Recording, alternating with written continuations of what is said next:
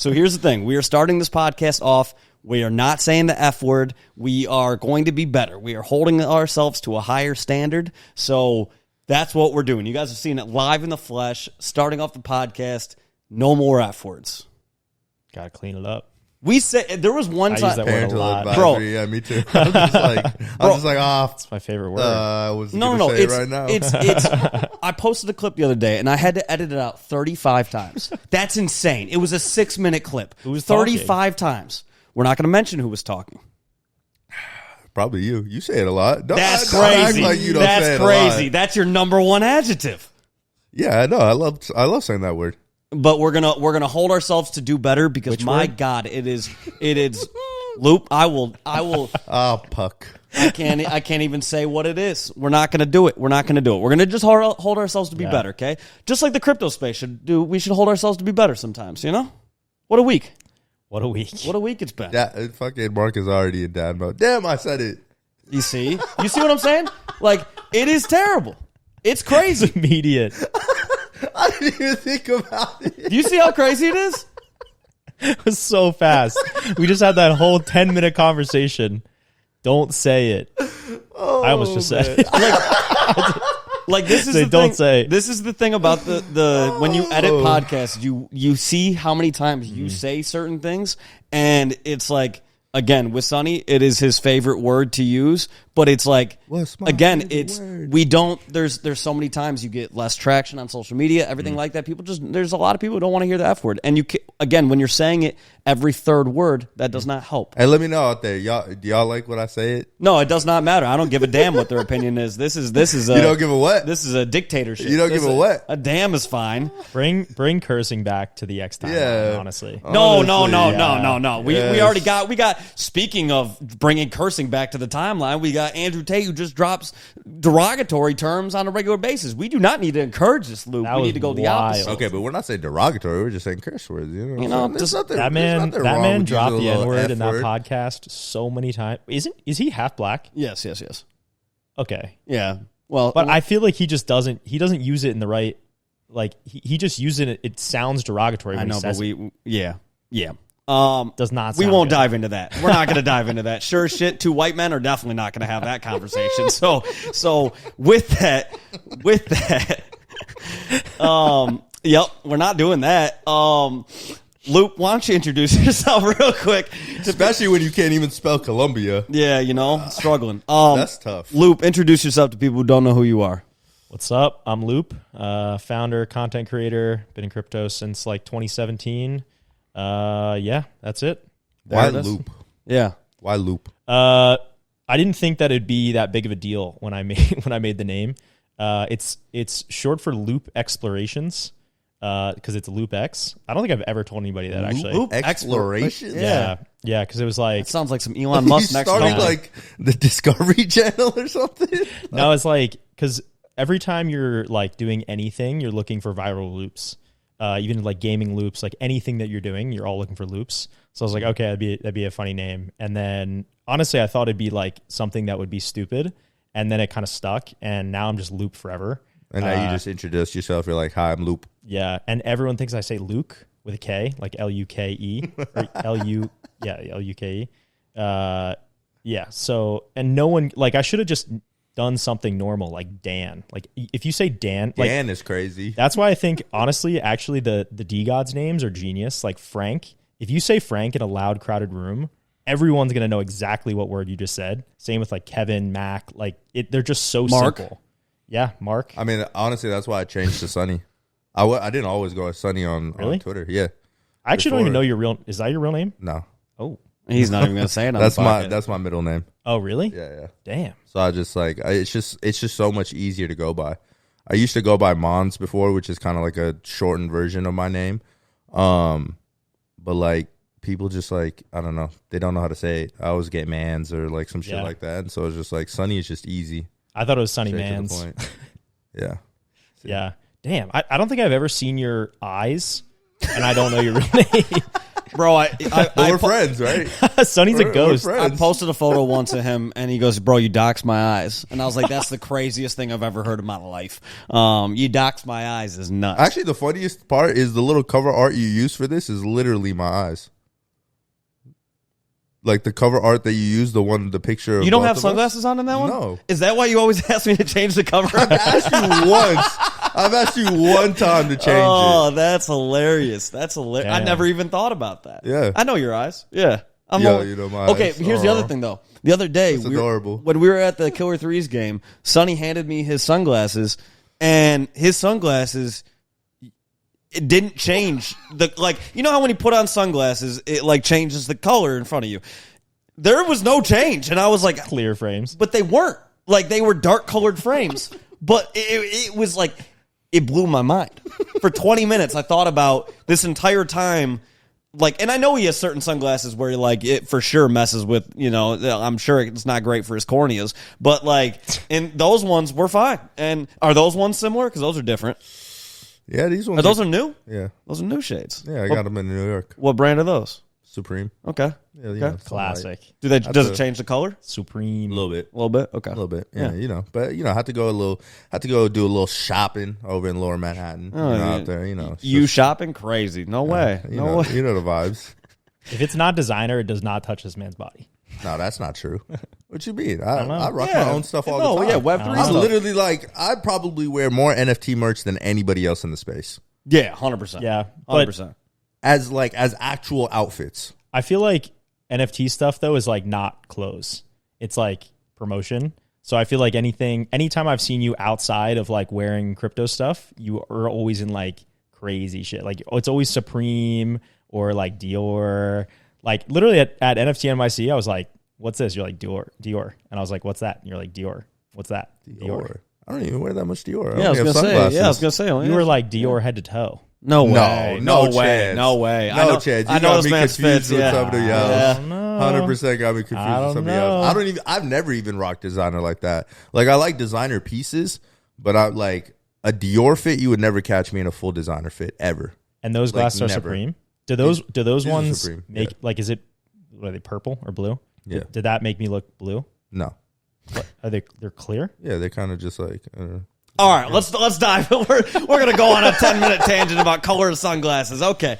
But you had the Aim Leon door hat. Maybe. Shout out to Lower Manhattan. I think that was like the first thing we connected over. Honestly, Yeah, honestly. I don't even know what brand did you just say. Aim Leon door. Aim Leon door. Yeah, It's designer. You wouldn't understand. Yeah, I don't. I've never even heard. it's a Queens brand. I've never even heard of that. Yeah. Fire store in New York. Okay. It is good shit. Yeah, like Stuff. like really There dope you go. stuff. There you Good go. stuff. There we go. Look at us. Look at all of us talking so PG.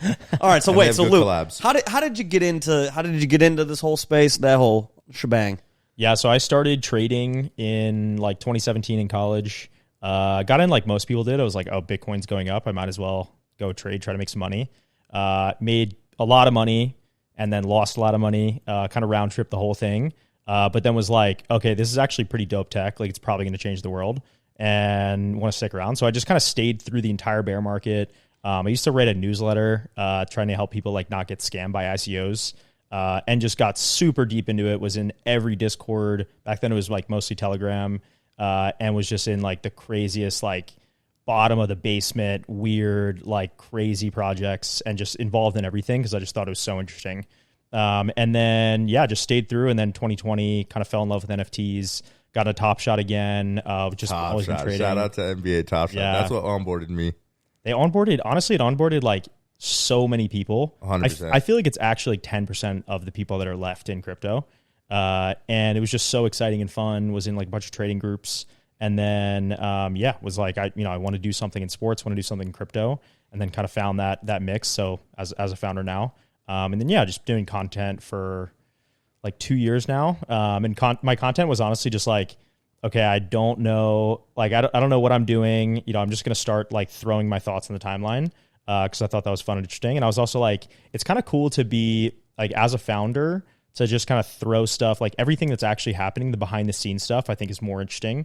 And usually when you ask people that are like post successful, how did you get here? They spew off a bunch of bullshit that's just not true. So I was like, oh, it'd be kind of cool to have a Twitter that's actually like a real recountance of kind of my journey in crypto, so that you can actually see exactly what happened. Like I throw like anything I'm struggling with, I throw on there, and then just like ended up everything I had to learn as a founder, I've just thrown into a thread.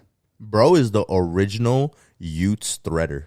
Yeah, like you probably birthed so many sons during that time after Utes came out. Like I just remember all your threads, and you would just like be consistently writing all of these threads, and then you like I don't know, and then we had all these other Utes PFPs that were like 1 of 25, and I was like, brother, I'm not reading a 25 tweet thread. At least yours are concise. But I guess like.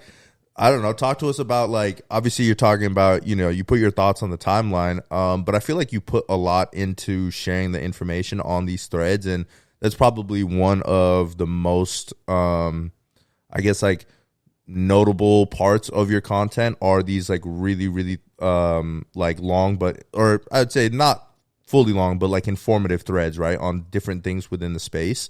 And you mentioned, writing a newsletter before that. So like, I guess what was it that kind of made you want to go full in on like writing more than other types of content? Yeah, it was mostly just, I felt like there was a need for real content. And I think for a while when I was doing Utes threads, everybody wanted like real content that could actually help them, grow or learn in the space. Like people wanted to learn. That's not the case anymore, which is why I don't do many threads anymore. But yeah, I thought it'd be really cool to like everything that I learned, like, I did a thread on color theory and I had to learn. That was one of the early ones that went crazy viral. Yeah. That was one of the first ones that kind of picked up. And honestly, I was like, I need to learn color theory because I need to understand branding and marketing. And we were starting to make our PFP art. So I was like, I need to understand this. So I looked into like Utes and Azuki and DeGods and just all the best PFP collections, went super heavy into design. And I was like, I should just throw this on like as a thread. And then it kind of popped off and was like, okay, actually it seems like people really want this information. So I did that for a long time and it kind of got cooked. I don't think there's almost no demand right now on the timeline for like real information. It's mostly like meme coins and bull posting or bear posting. There's very little demand for like, here is like something that you want to learn and like, here's 25 tweets on it and go and read through it. Even the, when you look at really successful threads right now, it'll be like, 100K views on the first tweet. And then it'll be like 1,000 on the second one. Like it's the drop off is so significant, even for the top content creators that get crazy views. So the amount of demand for that. So I really don't do as many threads anymore. But I just thought it was like interesting to throw on there. And like, honestly, I just was like, I think this is helpful information for other founders and I think it'd be cool to kind of share it. I would counter that though and say I think one of the best things that you can do during times when people aren't talking about certain things or maybe not giving it the credit that it deserves to continue doing that, because I feel like right now there are so many things that are happening in the space on a regular basis, and if you're somebody who's making content explaining different things, you may not get 100,000 views, you may not get 1 million views, you may not even get 10,000 views, but the people who are actually paying attention to it are digesting that content. And I do think there's something really powerful about that, because like the meme coin content and stuff like that, like when I go out and I tweet out, about some sort of meme coin or whatever, there's no real standing power to that tweet, right? Like people are glossing over it. A day later, they don't even remember that I made it, right? But the fact that you mentioned a color theory post that you made, and Sonny remembers that being one of the first things that he noticed, right? It's like, or one of the like threads that sticks out in his mind. That shows the power of that tweet to you, right? So even though it may not have gotten the views that you thought it was going to get, Sonny still remembers it, right? And so I do think there's something really powerful about if you're making content in the space right now and you feel like, man, people just aren't really wanting this right now. They're focused more on meme coins. They're more focused on, bear or bull posting, what's going to happen with the space in general. They're, posting random TA, telling us that we're going to zero. Like, whatever that may be, if your content's different than that, stick to it, because I think there's so much power in consistency. And I think that's the one thing that we lose a lot is people just like jumping from thing to thing to thing. And even like going into Utes for a second, Utes, the community was so powerful and is still so powerful with information. I feel like I've learned more from Utes than any other community. Like, and I'm not even just saying that as like a, D-Labs Maxi or whatever. It's just like I've learned so much from so many people who have created such great content. And I think there's something powerful about like having that memory and having that association with like Utes, great content and knowledge, right? And I think there's something about that I think people should try to maintain. So, but one of the earlier points that you made in that, and I'm curious for both of your guys' thoughts on this, is that you mentioned that one of the things that kind of onboarded you was NBA Top Shot and all of that. I feel like there's so many times I hear about people getting onboarded by things that fail. And whether it be some sort of meme coin, whether it be like the amount of times I've heard from somebody of like, I'm like, oh, are you in crypto at all? Oh yeah, like I was in Dogecoin and like it went up a shit ton and then it just kind of died. But like, yeah, I started to like loosely pay attention after that, And I'm like, okay, so it still intrigued you enough to pay attention afterwards, right?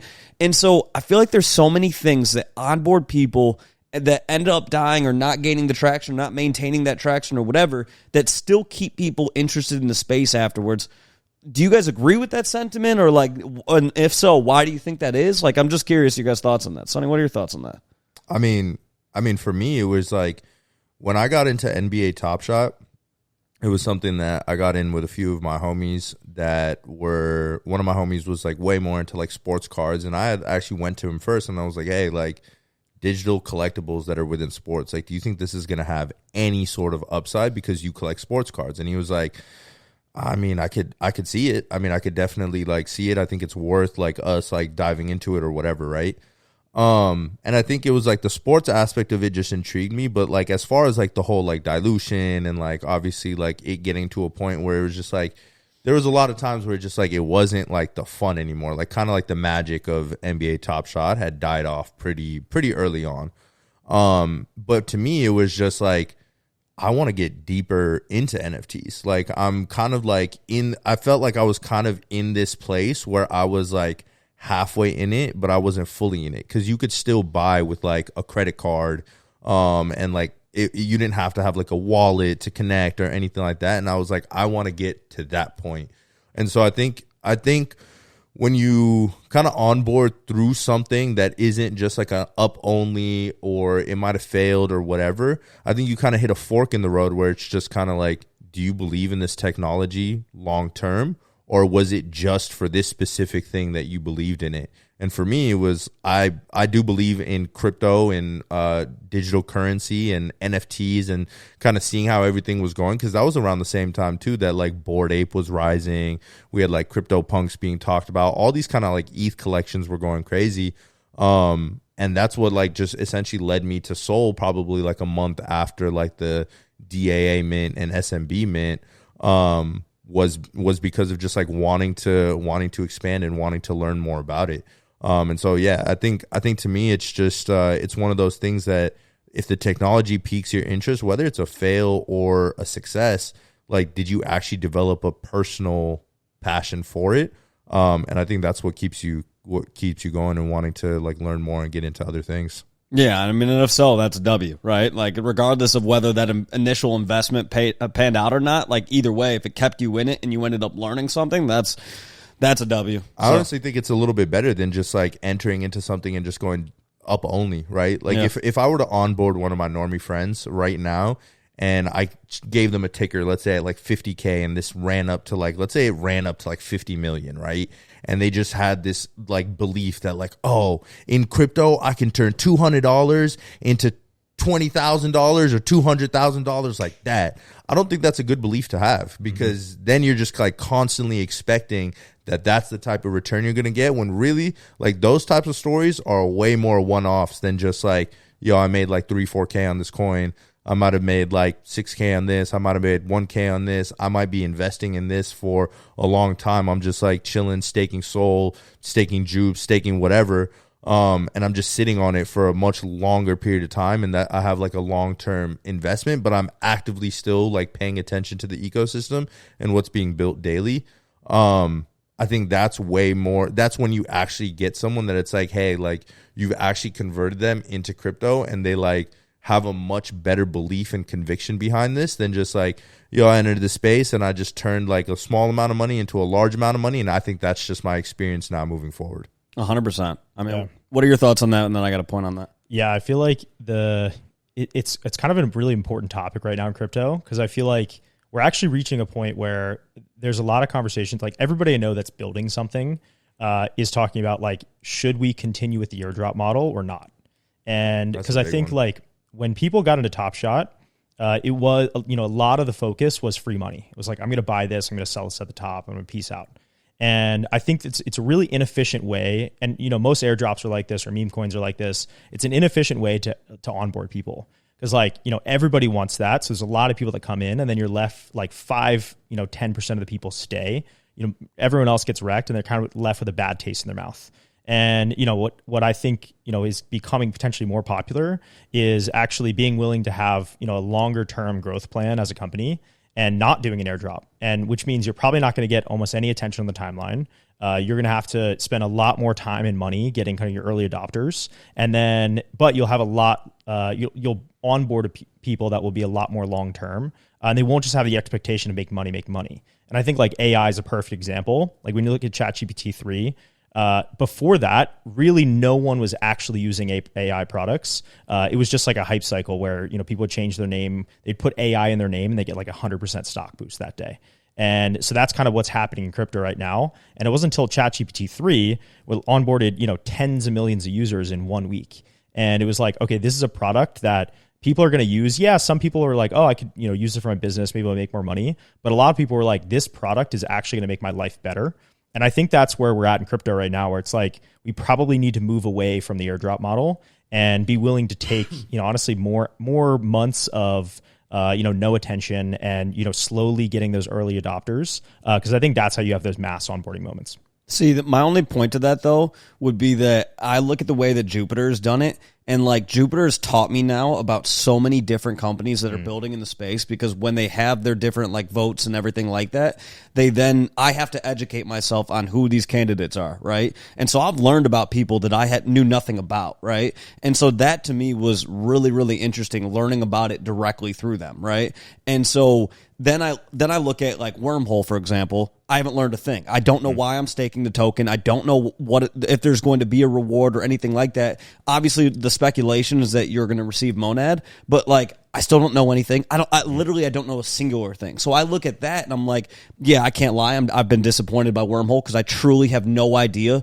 why I'm still holding this token, right? Yep. And so as a result, what was once worth a lot of money is now not worth nearly as much, right? That is frustrating to me as a user because I don't feel like I don't feel like there's any purpose to what I'm doing. With Jupe, I look at it completely the opposite. I've learned a ton. And so as a result, I feel like I'm more intertwined with where Jupiter's going versus where it is currently. And I think that's really exciting. So I think there's a way to do it. I'm also looking at like Sanctum right now, and they have their upcoming airdrop of Cloud, right? And I've learned so much more about liquid staking because of the way that they've gone about it. And they put out these really, really cool threads where they break down everything. They break down the rationale as to like why they're doing certain things, everything like that. And I think there's a lot of power in that. So I don't think airdrops are necessarily dead. I just think we need to have more clarity as to like why you need to hold that token afterwards. And I know a lot of like, the big thing with crypto at times is like, hey, we're just not going to tell you, but there's something, we're just, there's something. I think that's the thing. We're kind of past the like, we're annoyed by that. Yeah. 100% speculation is just kind of like,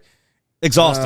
You know what I'm saying? Like, and I think for certain people, it's kind of just like, okay, like you guys have been building for so long. Like, I just kind of like trust you as a team, but like, I'm also not making like trading moves based off of like trusting you as a team necessarily, right? Like you may buy something and just be like, all right, I'm holding for a long term because you like that team, you trust them, whatever. They've been around for a very long time. And that might be like your thing. But as far as like even just like shorter term, because speculation to me is more like shorter term type flipping, seeing if there's some arbitrage, like don't be doing that if you're more so just like, hey, I just believe in them.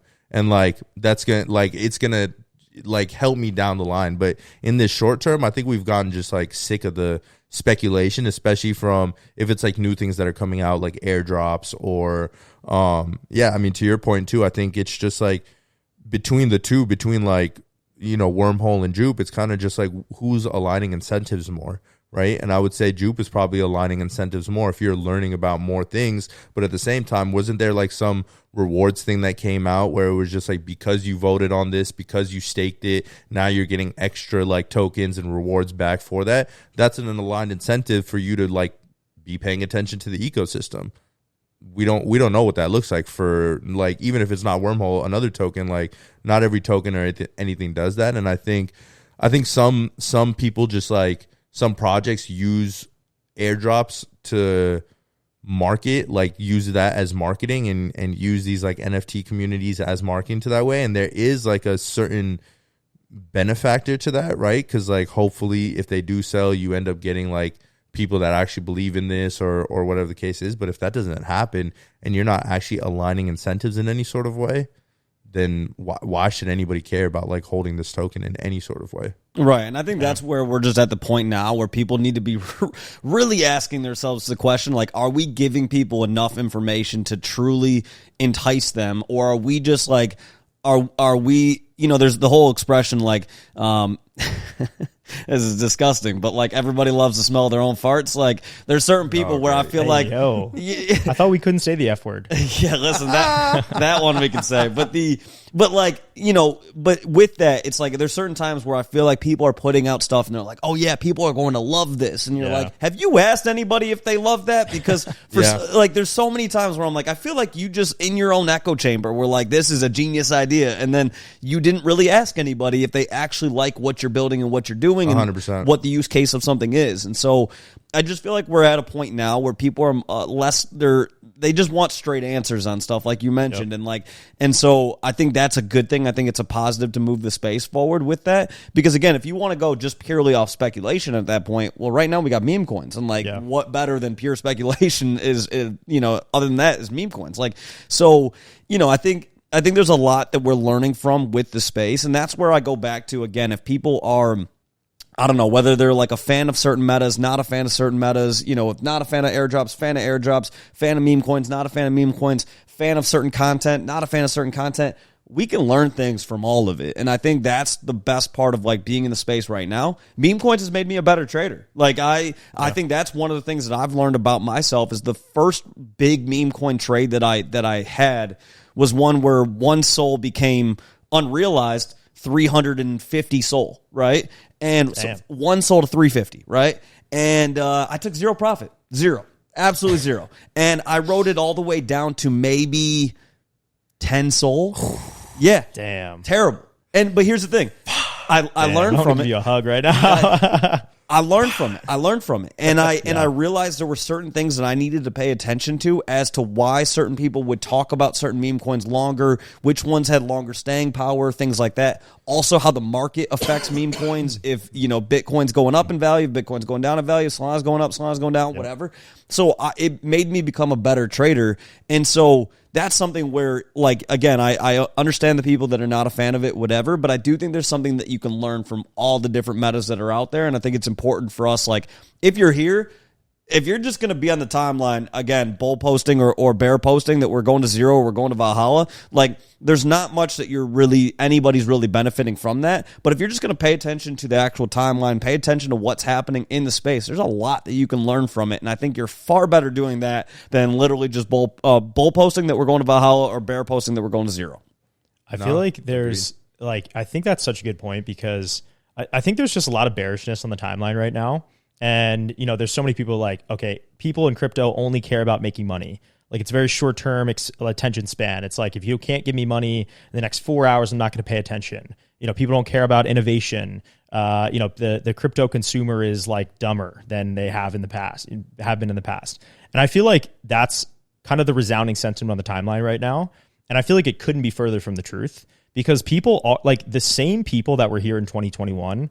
It's the same people that are here right now in 2024. And we've all learned what doesn't work, what works, what we like. You learn from meme coins, you learn from your losses. And so I would way rather have, we probably had, maybe 10 times the amount of people in the space in 2021, 2022. I would way rather have a tenth of that are really smart and actually understand what works and what doesn't, than that mass that is just kind of focused on, you know, all kinds of crazy stuff. And, you know, it becomes, in 2021, it became too crazy to pay attention to anything. It was like literally everyone's DMs were crazy. Content was crazy. Everyone was making money left and right. Everyone was losing money left and right. So I think like, and, you know, literally me and my co-founder have done something like 500 calls in the last 2 years. And our goal was like, let's just meet everybody that's building stuff and just try to meet as many people as we possibly can, see what's going on, and really get this like bird's eye view of the space. And through that, it's really been surprising. Like there's a lot of really crazy, fantastic builders here. People with like crazy past exits outside of crypto and Web 2. People who are, you know, formerly execs at big Fortune 500 companies, like, you know, Wall Street traders that burned out and came to crypto. So I think there's a lot more talent in crypto than people think. And, you know, I think I would way rather, like, I think people are actually getting smarter. And I think we're coming to a position right now where people are starting to understand what doesn't work and they're trying new things. And I think that's going to lead kind of the next leg up in crypto, where it's like actually focused on the people that, you know, have been through the trenches for the last 2.5, 3 years, been through the shit like it had, because it's been really tough in crypto the last few years. And I think they're going to come out the other end. And I think it's going to be much better than, you know, the previous bull cycles we've seen in the past. Yeah. I mean, I think to that point, it's like, I feel like some of those people that get super bearish too, it's like, brother, do you go outside at all? Like, do you, and genuinely, because if you go to some of the, like, even if you go to the most small, like meetup, 10 people, 15 people in your city, people that are in Web3, whatever blockchain that they're on, I guarantee you're going to learn something that you did not know about before. Yep. And you're going to understand the type of energy that everybody else is on that feels, it's almost like night and day of like sometimes when you're scrolling the timeline and you feel the energy in person, whether it's 100%. At a big event, small event, whatever, at these conferences. And to your point, there's so many people building. Like you go to some of these conferences and you will find something new all the time that you didn't even hear about, but is like living in its own pocket and like successful, maybe like grinding, coming up, whatever the case is. And like building in their own way and continuing to innovate and trying to bring something to this ecosystem. And yeah, I mean, some people just have blinders on. Like it's legitimately like some like even going back to the meme coin thing, I think some people genuinely have blinders on just to meme coins, or they have this fake narrative that people that talk about meme coins are only doing meme coins 24/7. And It's like, nah, fam. Like we got a bunch of stuff going on. Like I can trade meme coins and I can have my long-term plays at the same time and be paying attention to other things that are being built in this space. If you're only having blinders for meme coins, then like maybe you're the one that needs to catch up. 100%. I feel like I feel like we're at a max of what's actually happening in the space versus what you see on the timeline. Like max different. Yeah. Like I've been on crypto Twitter since like 2017. And literally, I've never seen that vast of a difference. And I think that's actually going to be pretty cool because I think a lot of things will sneak up on people. And you never hear about it. And then all of a sudden it's like, you know, massive and it's onboarding people and kind of leads the next leg up or the next exciting thing or the next meta. I think going back to your thing about the threads, like when you were like, there's not that much demand for it. And to Mark's point, it's, you know, to the people that are still creating content like that, and there's even people that I've been talking to behind the scenes that are like, hey, we're going in this different direction of content. Like there might be a bunch of people that are doing this right now, or, you know, we see like obviously meme coins are still kind of like taking over the timeline a little bit, celeb coins, all this sort of stuff. And that's all fine and well right now. But that's not always going to be the case. Yep. And I think the aspect of having, you said something really good about having like content that you can like, people can like recount to. That's a lot of the vision of like why we even started the podcast in the first place. It's like you can go to YouTube and you can literally watch all of our videos back to somebody that's just entering the space, to even someone that's been here for a very long time. And I guarantee you that you're going to learn things. You're going to find out things about people, projects that you probably have never even heard about. Yep. And I think that's like doing that, especially during the times where, to your point, like people aren't paying attention to it. Like there's dubs like right now that if you place your bets right, 6 months from now, 8 months from now, a year from now, 2 years from now, 3 years from now, is going to be huge for you probably. But if you're only thinking about, yo, how do I make money in this like next 4 hours and the next 24 hours or next 3 days, I understand why that might be, very attractive to some people, especially if they're doing this like on a daily basis and you don't have like pay outside of this, or you're not like sourcing revenue from anywhere else. But you got to pay attention to more stuff if you're within this ecosystem, I think. Did you see the sale on Colony? It was like an $80,000 sale. It was like some anime card, like anime collector's card. Yeah.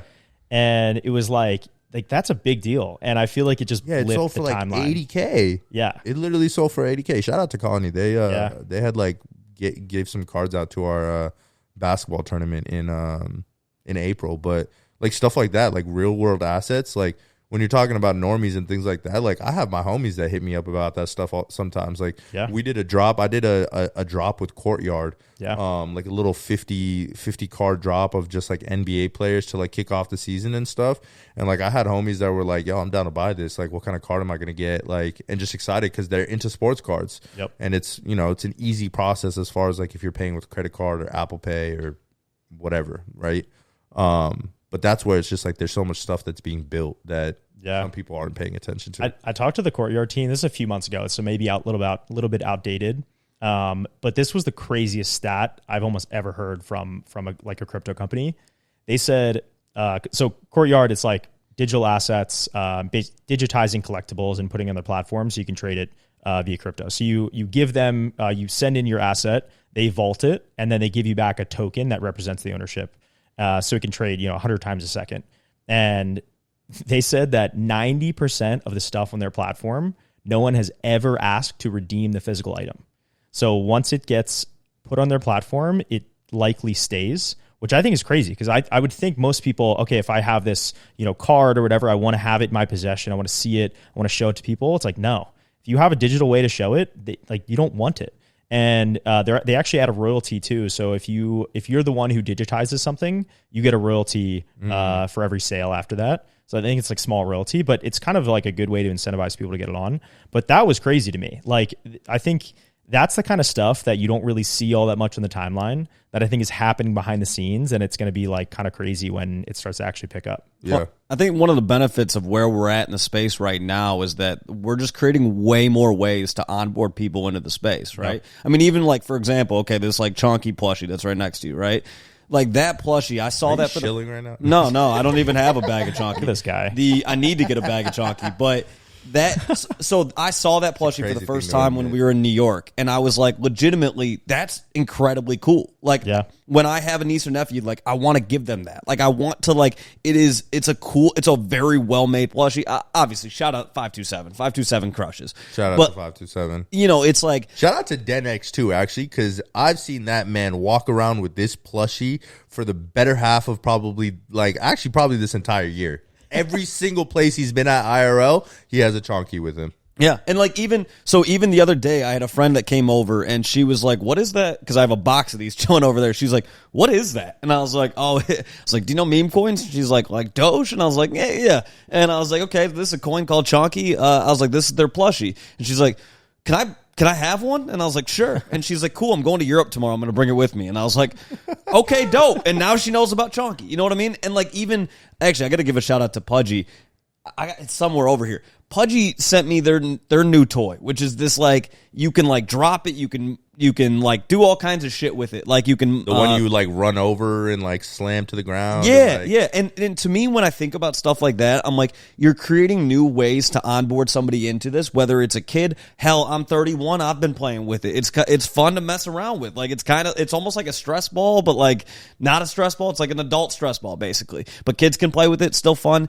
And it's like, to me, I'm thinking there's just more ways that you can onboard somebody where we're actually solving like legit things that people need.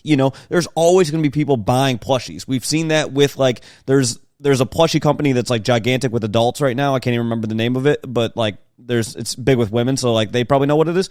But there's people who are still buying stuff like that. There's kids, there's adults that are buying stuff like that. There are people that are buying toys. There are people who are buying, merch and stuff like that. I mean, literally, when you look at Disney, one of their biggest revenue generators is merch. Yeah. Like, literally, stuff that they sell in the store, online, whatever, all them limited edition items, everything like that. Crazy. That's literally one of their biggest revenue generators. And I think, you know, to the point of all this, like IP, like Claynosaurs is another good example of that. I've probably been on record saying multiple times that like the amount of times that I get a response to adding a Claynosaurs animation to my Instagram story it's insane to me. Like, it's a lot of people like, oh, that's so cute, or like, oh, what is this? Like, and just like genuinely interested because like the animation and the IP of it is so fire. And I remember when I posted the Claynosaurus plushie itself, like there was people that bought it, you know what I'm saying? And I think that's one of those things where, you know, to your point of the collectibles, the toys, the merch, and like IP that people are like, even if they're just like, oh, that's a cute character or whatever, or like down to have it in their house, like that shit is important. That stuff pushes us forward for sure. 100%. And that's the stuff where, again, we're not going to see when people talk about IP.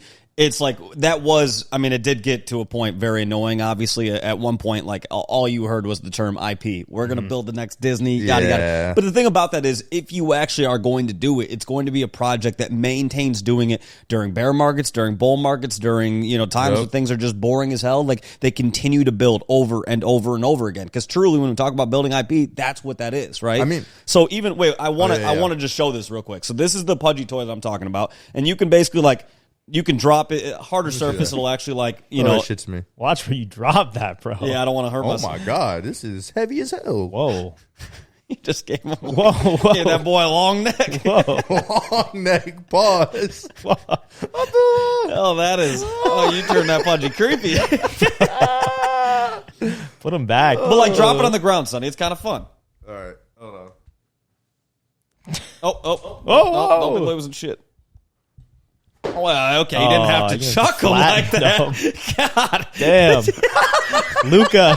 I'm sorry, Luca. You just deformed my boy. I flattened him. That honestly, poor guy. flat Stanley Pudgies. Those could kind of hit. Well, here now. Okay. Limited edition. Whoa. Yeah. Stop slapping my Pudgy's ass. Damn, this thing's heavy. Yeah. Yo. Low-key impressive catch. Weak. No, this is funny. Why, Luca? Why is it not going back? Bro, well, here, I'll shape them back. I'll shape my boy. Can we do a video where I just like throw it at you and like as hard as I can, and we see like how it deforms? No, how bad what's we can in it hurt for Marc? me in that moment? I don't know. Prove that Pilates does something for your body. That's crazy. I will say every girl I know in LA does Pilates. So and Marc, every girl in LA, and Marc. I don't know, man. Marc's a nice, good-looking single guy. I think he's kind of got the Why alpha. is he still single then? I don't know. It's his personality. Wow. He's been doing Pilates long enough. Why does he have someone? Marc Pilates Body, brought to you by Pudgy Penguin. This is and now, he put some abs on him. We went from toys to why is Marc single? Maybe because he's playing with these things. That's crazy. Dude, the girls come over and they're like, what is this, bro? They're like, bro, why do you have out. all this stuff here? What is this trash-ass lines chain in the background? I'm Marc's leaving. like, you want to come back to my apartment? That's crazy. That's crazy. All you need is the chain around your neck. Yeah. That's crazy. The disrespect is insane. The Detroit chain. Maybe that's why you end up in the friend zone. You know what? Leave alone. Give me back my damn Pudgy. You know, this Pudgy probably pulls more than you do. That's crazy. Okay, all right. Hey, Marc's but to get back to the IP, you ever heard of meme coins? No way. I like to that point too. Aside from just like obviously everybody was IP this and IP that. Like another like amazing feat that I just have to point out is Claynosaurs was up for some like crazy awards through what was it? It was like some Sony Pictures or something like that. And they became finalists. Like they're next to like Disney animation and like all this type of stuff, you know? And it's just like just the fact that they're there and we could potentially rally their finalists in that, like that's the type of stuff where it's like if you're gonna do IP, that's the type of like team or company that it's like you can get behind, right? Or something like a Pudgy Penguins or people that have proven, not even just proven, but like even just like shown their vision early on of like why you should believe that they're gonna be the ones to pull it off. Because to Mark's point, I mean, there were so many that would just like would put a PFP up and be like, we're gonna build the IP around this, and it was like, what did you do? Like, you literally didn't build anything. Like, you like even in the simplest form, you took your logo and slapped it on a regular hoodie and was just like, IP. Right. You got to actually build it. Have you seen what OniForce is doing? Wait, before you go into that, let me read real quick what they're out for. So they're a selected finalist for the Collision Choice Awards. This is an animation industry jury-selected award, and we're up against giants like Pixar, Disney, Sony Pictures, Netflix, Nickelodeon, Riot Games, and we're up for 4 different public awards in different categories. So 4 different awards. Wow. That's crazy. So fire. Yeah. Wow. The model of like, you can have this NFT and you can have some say in how the IP is built, or you can have a deeper connection, like pretty much unprecedented access to a company that is like going up against Disney in the IP world. Like, that is a really interesting use case for NFTs. Like, I think NFTs, like, we're just in such a bear market right now, and I think people, the sentiment around NFTs is so bad, and I think most of the people trading them for so long with Blur were just farmers. And now that, Blur season 4 has started, like, the rewards are way lower. So I think we'll start to see a little bit of a return of like real collectors. But I think that's an awesome use case. Like, you can have that connection. And like I brought up OniForce. OniForce is making comics.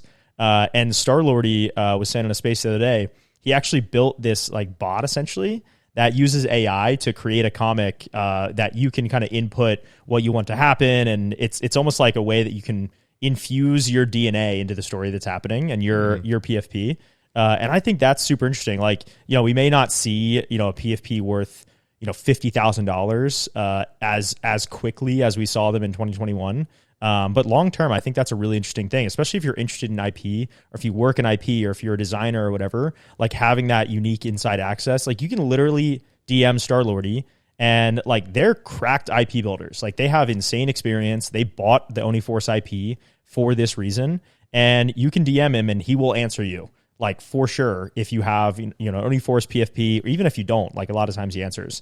And that level of access is pretty unprecedented. Like, you cannot get anybody who started DreamWorks or, any of these big animation studios on the phone. Like, it's just not going to happen. Those walls are up. And this is a way that you can kind of get in there. Like, I think that's an awesome use case long term. It's just going to take longer for people to like realize that, and for the holders to be filled with people that actually care about that, other than just like the financial aspect. 100%. Real quick, pause, boys. So we have like 15 more minutes. What do we want to dive into last? Probably sports. This has been great. Yeah, do sports. Yeah. Okay. Just, I mean, finishing up though on the IP, I think to your point of like having the long-term vision of it, I think that's something that we just like, we kind of glaze over, but I think people always ask like, oh, like, even if the IP grows, or even if they're like in this, or like Claynosaurus has a movie that it's in theaters, how does that affect my NFT, or how does that like do anything for me, right? And I think the biggest thing is like, that's where like some of the speculation comes back in, because it's like, that's actually something that you want to speculate around, right? Because you think of just like companies that do like limited drops, right? Even Pudgy does. Like, they have some toys that are literally specific to like 300 or like 400 or something like that. If your NFT grants you access to that, and now that toy is worth X amount on the resale market because there's so much demand for it, or there's so much whatever, it's like, that can be one perk right there. Or you being able to take your IP and now build something kind of smaller off of it, right? Like, maybe you make a children's book under Claynosaurus because you own that character that you have, but there's so many people that already love Claynosaurus because it's now in a movie or whatever. I think there's so many ways that people don't understand that this thing with brand and IP, and just even being able to retain attention, is so valuable, especially in the space that we're in. And yeah, I mean, I think overall, I'm excited for the NFT bull run to come back. Like, I truly, truly, truly believe that we are going to get it again. And it's just a matter of when, not if. Yeah, and people are so missing that like true collector feel, or like when you mint something, you get a rare. Like, there was so much magic. Like, I don't know why I haven't done this, but I wanted to start a basically like NFT. What's the word? Where it's like a nostalgia, like NFT nostalgia page. Like, I feel like anytime you post anything NFT nostalgia, it just hits. And like, I feel like people are just missing that. Like, they're missing like real community. Like, I think there are valuable meme coin communities, but I think a lot of it's just built so much on like financial gain that when price goes down, they kind of disappear out of thin air. At least, most of the, ones that aren't like, $1 billion market caps. I feel like people are missing that like real, like, you meet somebody on Discord and then you fly halfway across the world and you meet them in person. Like, that's actually a really special connection. That's like 100%. No one in history has met people like that before. No. And when you're like, oh yeah, what color glasses does your guy have or whatever, like the Ute Nouns glasses, like there's a whole Nouns DAO, and there's all this stuff being built. Now it's Verbs DAO. Yeah. And there's all this like interesting things that you can connect. And I've met probably 20 different people through Nouns glasses, and all I did was buy an NFT that had these red glasses on it. And it's like an automatic, like some type of like human connection. And it's so human that I think that's why NFTs did so well in the first place. But I think people are missing it. Like, I think people want it to come back.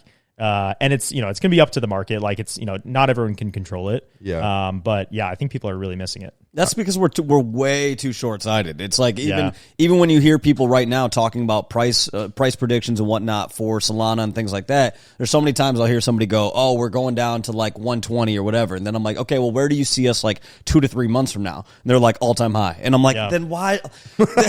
Like, okay, then cool. Like, whatever. I'll buy more when we dip, and I'll enjoy things when we're at all-time high. Like, all right, like actually going down to lower doesn't bother me then if you believe we're going up after that, Literally. Unless you're telling me we're going to zero for some true reason and we're staying there, then like really I just don't care. What are we talking about? And so I think, again, even when it comes to like, Sonny's rocking the Killer 3s merch right now, and he's been obviously, traveling the world, going to all the Killer 3s games and everything like that, making tons of content, engaging with the community, everything like that. At the same time, D-Golf has been creating these very cool golf events, whether it's at a Top Golf, whether it's at Pop Stroke, whether it's at an actual golf course. Like, there's so many different events that they're doing.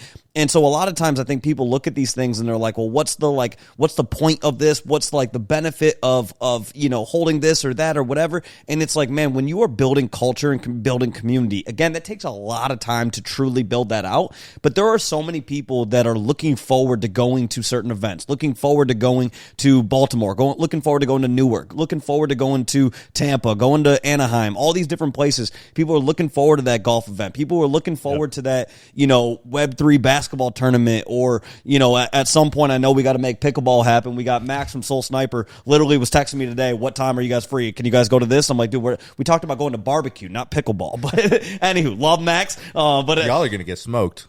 That's Don't step to the king. Okay, 2 minutes. I've been playing. Wait, 2 minute conversation real quick. But it's insane that he thinks him and Max can beat us. Crazy. Hey, Max, crazy. Max, if you're seeing this, I'll play with my left hand. We're gonna destroy him. Which I don't doubt that Max is good. Yeah, I do doubt because I've seen Sonny play.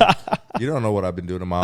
This crazy. I could have been training low key for the past months, and you wouldn't even know it. No, but I know you haven't been. So how? Because I know you. No, you don't know all the aspects of my life. You don't think I have somebody watching you at all times? No, 100%. Oh, I do. No, I do. Yeah. 100% You don't know my ops? Your ops? My ops for you. My hired ops. Yeah. Do you know what an op is? Yeah, I hired an op for you. I'm actually. I'm one of them. Actually, you hired somebody to be my op. Yes. Not an investigator. I get like you were $500 definitely a week for using this. that wrong, and you're trying to save yourself right now. I don't think you know what an op is. What is it? You tell me, then I'll tell you if that was what I was thinking. The ops are like my enemies, aren't they not?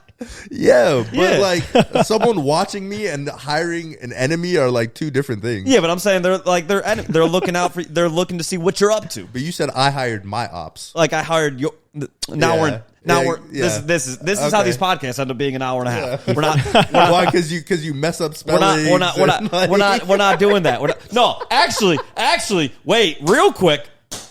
Thank you for bringing this up. Stop slapping that thing. It's going straight into the mic. Straight up. Sonny, stop doing that. It's going to go straight into the mic. Sonny is defiling this pudgy toy right now. No, put hell this no. on camera. Hell no, you're not. Luca sent me one. Luca, you need to see No, what Sonny is doing to your plushie He's right just now. slapping the ass of this penguin. This is insane. This is. I'm gonna have to put this is rated R on YouTube. Sonny's just slapping penguin ass. This entire episode. Anywho, so Sonny gave me shit for messing up how to pronounce Oaxacan. Right? Okay. We go to the bar the other day, He goes, oh, I go, what are you getting to drink? He goes, oh, I'm getting an apparel spritz. I go, you're getting a what? You have no proof of this. This is just a made up story. This is literally I do just a believe it, made up though. story. Okay, I have proof of you saying walking wrong. I have proof now of you not knowing what an op is. You literally spelled Columbia 3 times wrong on your tweet. But the and shout out to Stassi for pointing it out. The fourth time I got it right. You spelled Colombian right, but you can spell Columbia right. That makes no sense. So like, you are the last person to be talking about pronunciations, spelling of anything that doesn't have to do with. It's pronounced Columbia, actually. Columbia is crazy. You said apparel spritz. I don't know what to tell you. I don't know. Apparel spritz is crazy. Everybody that's a witness there did not hear that. So I think you just might have hearing issues. You know, I can say this because of my skin color, but I go, that's how I know you don't date a lot of white women, that you don't know how to say that. I don't think your skin color lets you say that. What do you mean? White women order now I almost just said apparel. That's crazy. White women order Aperol spritz like it's going out of stock. You know, my fiance, every time we go to dinner, Aperol spritz. Yeah. Shout out to my brown women. Not ordering apparel spritz, apparently. It's like, I brought your Fresh Killer 3's apparel, and you get an apparel spritz. Yeah, you know. Yeah, all right, so nice. So back on track, because we do have to end this podcast. We got to go watch this game. We got people meeting us at the bar, so we got to watch this game only because you don't know how to spell the country right, but you have an addiction to gambling, and you've put. There's also no one meeting us at the bar. No. Just us. We have no friends. This is all right. Real quick. So what are you building right now? Talk about what you're building. Straight transition. We're straight transitioning. Yeah. All right. Okay. So first, before I tell you what we're doing, so there's 2 beliefs that I think are really important. So number one is that Web3 Sports is going to be massive. So there's been $2 billion in the last year and a half that has been invested in Web3 Sports.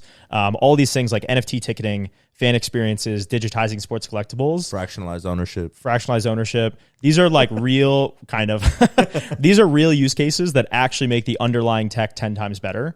And that's when you have, massive onboarding events. So I think, we believe Web3 Sports can be massive. We define Web3 Sports as anybody using blockchain to enhance sports experiences. So it's pretty broad.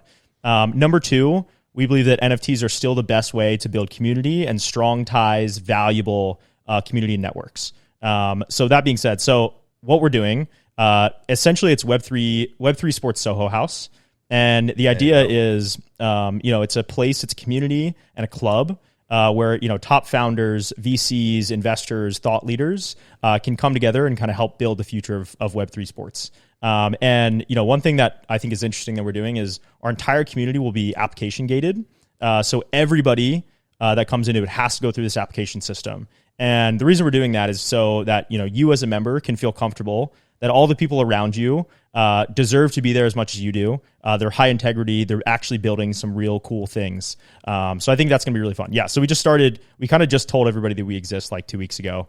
So it's very fresh, but yeah, it's been fun. I think the craziest part is that you've been building this for a very long time. Yeah. I'm talking about when I first started doing youth athletics before changing it to D athletics. I remember us connecting during that time and talking about some of the stuff that you were doing.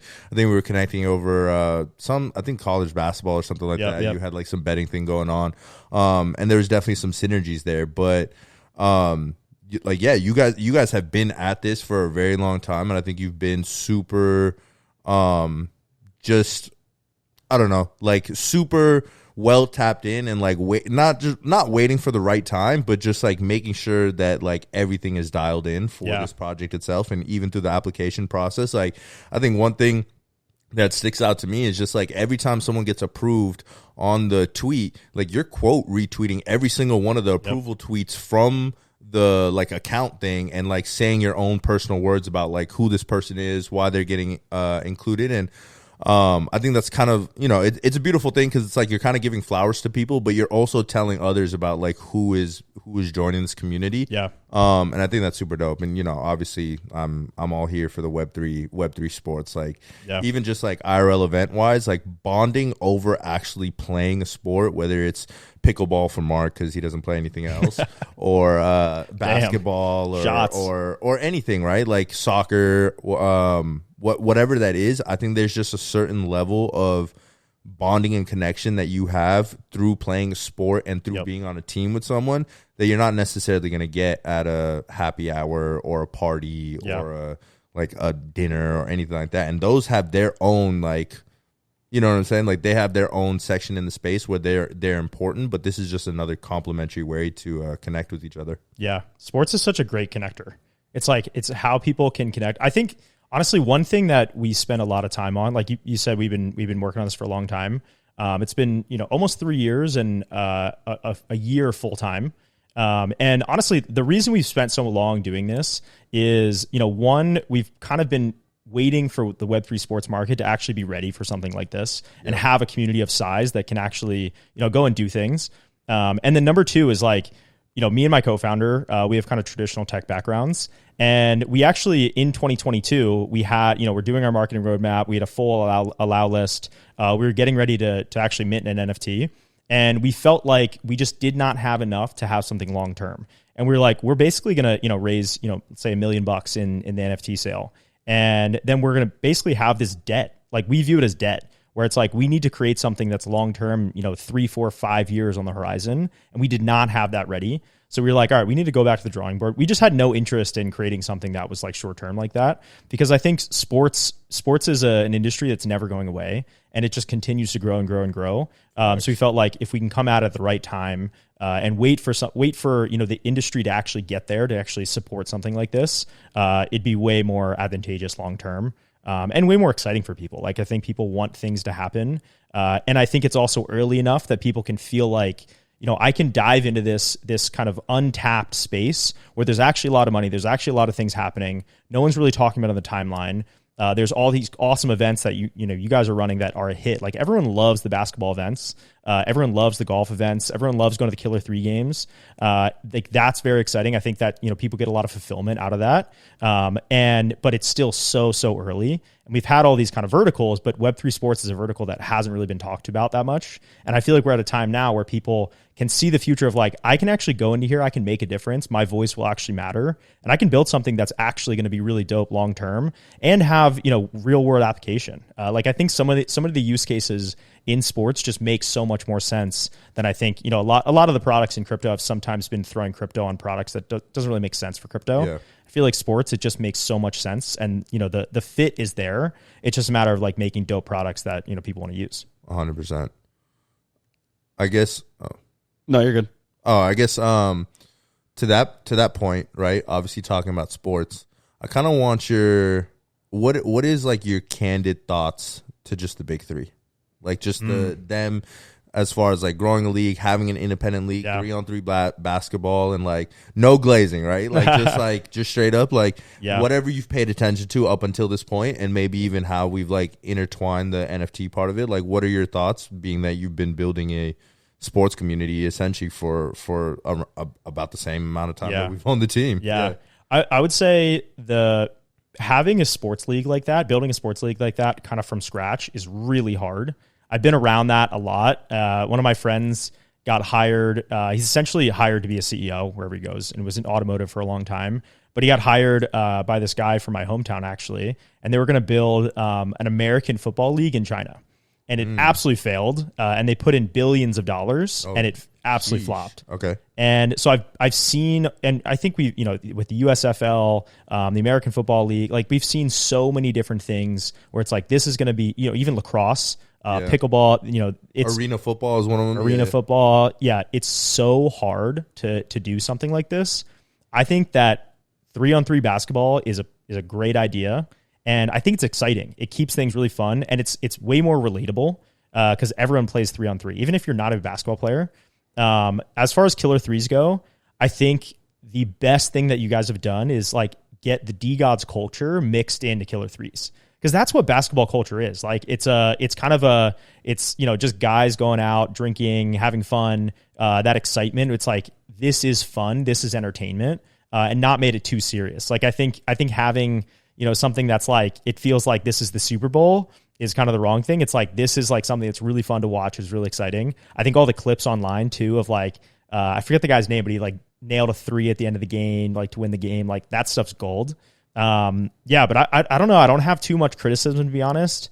But I think anything you can do to get people to those games that you guys are already doing, like that is going to that'll be what will cement people. Because I think it's early enough that people want to come in and be like, oh, this is something that is new. I think that's why people like pickleball. It's just something new that they can grab onto.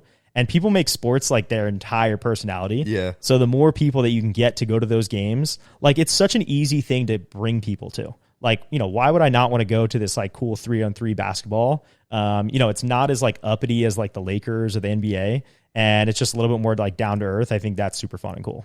Yeah, no, 100%. Makes for a great networking opportunity too to like, to your point, bring people to, or I've seen so many people bring their families and cousins, whoever. Or a date, Mark. Yeah, probably not taking a date to I don't take dates to sporting events. I feel bad for them when they're at that shit. Yeah, Mark just talks too much. You know. No, I think with that, which, and by the way, spend too much time with plushies. Cut this out, boys. We're cutting in 10 minutes, so we're done no matter what. With that, I think one of the things that I take away from it is we also need sporting events that are different pricing structures. Yeah. Like, not everybody can afford to go to a Dodgers game. Not everybody can afford to go to a Lakers game and things like that. So when I think about the big three and what it offers the families the ability to go to something where it's an exciting game to watch. It's fun for the kids. It's fun for adults. It's fun for everybody involved, but it doesn't have to be that $200 ticket because there are so many people that can afford that. We're at a time point of the, just where the country's at, where, again, it's very difficult for families to afford to pay bills, let alone go to a luxury event. So with that, I think the fact that we have this now where there's a place that people can go watch a game, it's fun to watch. There are names that you recognize. There's people like Ice Cube. There's people like, even just from like the coaching perspective, you have Lisa Leslie, who's an absolute legend, a WNBA legend that I didn't even know was involved until I was there and saw her. And I was he looked up like, oh. Yeah, I was like, that's super cool. I was a big Lisa Leslie fan when I was growing up. And then like Mike Bibby was chilling, just shooting jumpers. And I was like, that's crazy.